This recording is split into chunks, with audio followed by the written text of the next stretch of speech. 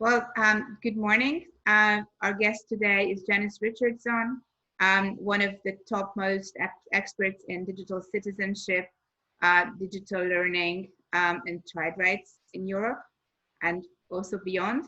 Thank you very much, Janice, for accepting our invitation to share your thoughts about the new education deal initiative that Parents International has.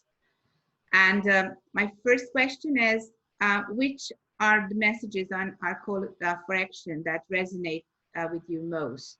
Or what is the most important of them? What are the most important ones based on your experience and your expertise? Good morning. It's a great pleasure to be able to speak to parents. So I think there are a couple of key messages that we can bring out of the recent pandemic, the lockdown of schools. First of all, I would say that education and families were simply not ready to leapfrog into an age of remote learning. And here I think the responsibility lies equally on government, on schools, but also on families. One of the big obstacles is that we haven't used the full extent of technology as we could do for digital citizenship up to now. Teachers are not getting the right training. I read in a Dortmund study that in fact 60% of teachers are having to do their professional development in their own time. This needs to change. The second message that I would have is we don't understand the needs of the families. We don't understand what a big impact the lockdown had, where children couldn't go to school and get a good balanced lunchtime meal, which many families relied on, where families were expected to provide the material, the tools for their children to connect. How many families with 3 or 4 children actually have 3 or 4 laptops where their children can use to work? How many have sufficient broadband for children to be able to be doing the remote schooling at the same time? And I think this puts the onus on industry, on government, but also on all of us to carefully rethink children's rights, the right to a quality education, the right to a balanced diet, the right to be fully protected, because I'm a bit surprised to learn that many teachers were actually using commercial tools and weren't aware of the aspects of privacy. And underneath all of this, there is the right to socialize with other children of a similar peer group. And this really is going to be upended for the months to come. We have to find mixed solutions where children in class are interacting virtually with children out of class, so that they see each other, they can interact each other, they can chat to each other in a side room. This is important. When are we going to start giving families the tools they need to be able to give their children, to help their children have a quality education? Yes, but well, giving the tools to parents also means that you know the family situation. You listed more or less all the obstacles of a multi-child family, but you did not mention not having 3-4 rooms for children to interact with their peers or with their teachers, because very often they simply don't have the space to do that while the parents also need to work. So I think it's a very multidimensional issue. What would be the first things that you would change during the summer? Because, well, even if school has started, the summer vacation either has already started or is going to start very soon. And we'll go back to school in September. We still have time to change things. How should school change in order to provide children with a better, inclusive, quality education? First of all, I would like to see many multi-stakeholder meetings over the summer where we hear the voice of children who are trying to learn in these situations, but also who know very much about technology and could perhaps give us some pointers on how we could do better. Parents need to be present, or parent organizations to represent the viewpoint of parents. Government needs to work more closely to industry. And in multi-stakeholder meetings like this, I think we could define several things. One, we could define what is the future?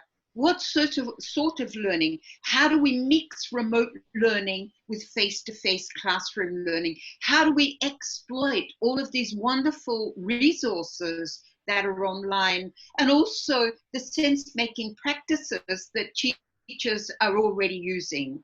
And if we could come together in groups like this and really see the responsibility of each stakeholder, but how we could work together, I think it would be a great way forward. And in this regards, the Council of Europe has worked with you, in fact, Parents International, on guidelines for partnerships between school and industry. In fact, school and the public-private sector, we need to refine these very, very rapidly so that by the time we get back to school in September, everyone can clearly see how they can work together.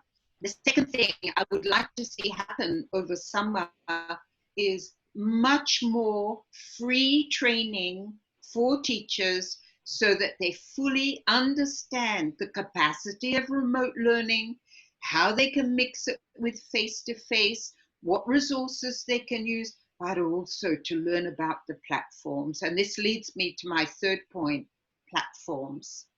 Work with industry, find ways that we can really use tools safely, privately, because we haven't even mentioned the fact that working online, even for teachers, means that they're actually showing what their home is, where they work, what books they read, for example. We need a greater awareness of privacy, and this can only be done by working with industry and finding the secure platform. So they're my three things that I want to see over summer. One of your main areas of interest and expertise is digital citizenship, and a lot of aspects of citizenship are closely related to informal and non-formal learning. Do you think that we should also rethink together in this multi-stakeholder discussion what we mean by learning and what should children learn? This has actually been the great cause I have been fighting for the last 25 years, when I had the great privilege of working with Jacques Delors, who says that in fact all learning is based on 4 pillars. Learning to know, okay, we do this with remote learning. Learning to do, this is more difficult. Learning to be, and here, this is really the social element of education, and learning to live together.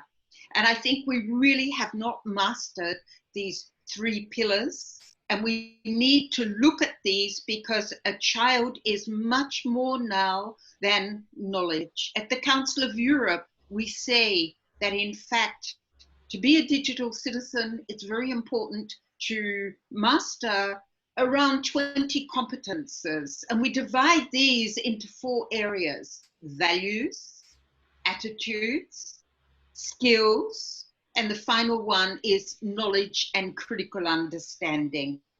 And I think it really relates to Jacques Delors' pillars that he wrote about in Education, A Treasure Within, back in 1996.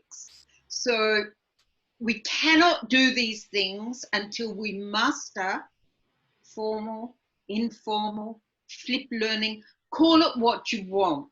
But I think the 3 pillars, the 4 pillars, sum it all up, and the 3 categories that we divide all learning into at the Council of Europe is being online, equal access for all children, inclusion in activities, well-being online, a balanced life. And how can children have a balanced life if all their learning is remote learning?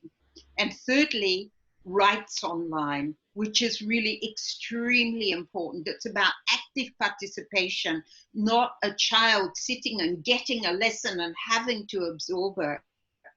It's also about consumerism and understanding that the platforms we use, we're giving information, we're giving data, understanding how we consume everything in life, equally learning remotely, using platforms, but also going out shopping. And this is one of the amazing things we actually found about the lockdown, that the climate is improving, the environment is improving.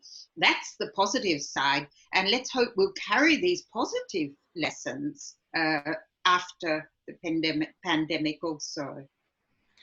Well, thank you very much, Janice. I think that we have a very compact and very big package to deal with during the summer. And I hope that we can continue thinking together for a much better future for our children. Thank you very much. Thank you. It's been a pleasure.